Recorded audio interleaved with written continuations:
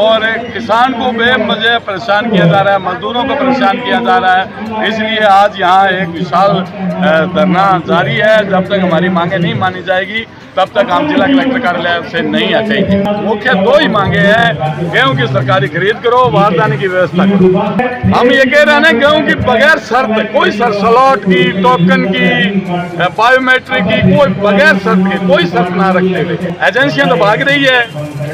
Town के अंदर 5 एजेंसियों को काम दिया गया था, 2 तो भाग गई, यहाँ जंक्शन में 3 भाग गई। ये तो बेवजह किसान, मजदूर, व्यापारी को परेशान करना था, वो कर दिया उन्होंने। लेकिन ये भूल रहे हैं कि हनुमानगढ़ है, हम एक एक दाना तुलाएंगे, किसान के दाने को खत्म नहीं होने देंगे, लोगों के पेट में जाएगा, सरकार से खरीद करवाएंगे। जब तक बगैर शर्त के गेहूं की खरीद शुरू नहीं हो जाती, बारदाने की व्यवस्था नहीं हो जाती। स्लॉट सिस्टम लागू किया, फिर शाम को कहा तोड़ दिया, अब दूसरा लागू कर दिया, क्या फायदा हुआ भाई? आपने टोकन दे दिए, तय कर दिए, फिर बात तो वही रहेगी। बिगमा फर्क के घोषित करे वैसे बताओ। जब आपको अगर सरकारी खरीद करनी नहीं है तो अब 2 टूक सीधा सीधा बोल करके कह दो कि भाई किसान मंडी में लेकर के नहीं है, तो किसान बेचारों कोई और तो काट ले।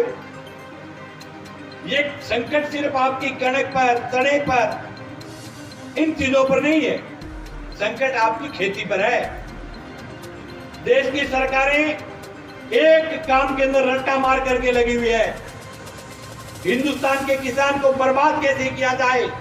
बहुत बार ऐसा होता है कि आप गोदाम नहीं लेते, फिर वो कहते हैं कि जी सारियाती नहीं मान रहे हैं, उनका गोदाम है, पुराने सेठ जी के साथ वो टेंडर नहीं हो रहा, रेट की सेटिंग नहीं हो रही है, और उठाव में गति में धीमापन आ जाता है। और जब धीमापन आता है गेहूं की उठाव में, तो सबकी जो कमजोर कड़ी, जो कमजोर व्यक्ति होता है, सभी उसका नाम लेते हैं, वो होता है मजदूर। कहते हैं साहब सीटू वाले थैले नहीं उठा रहे हैं, ये जल्दी नहीं उठाते हैं, ये मई दिवस की छुट्टी कर देते हैं, लेकिन ये नहीं बताते कि हमने गोदाम नहीं लिया, गोदाम लिया तो गोदाम नहीं खोला गया।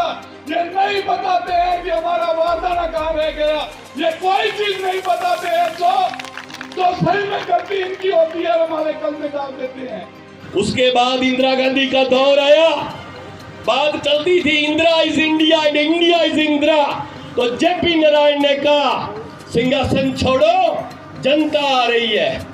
तो 77 के चुनाव गवाह है और अभी तक वो लोग रुलते फिरते हैं। और इसके बाद दुनिया का सबसे बड़ा, हिंदुस्तान की धरती का सबसे बड़ा तानाशाह, जिसके बारे में बात होती थी, वो पैर एक आगे रख देता है तो वो पीछे नहीं हटता।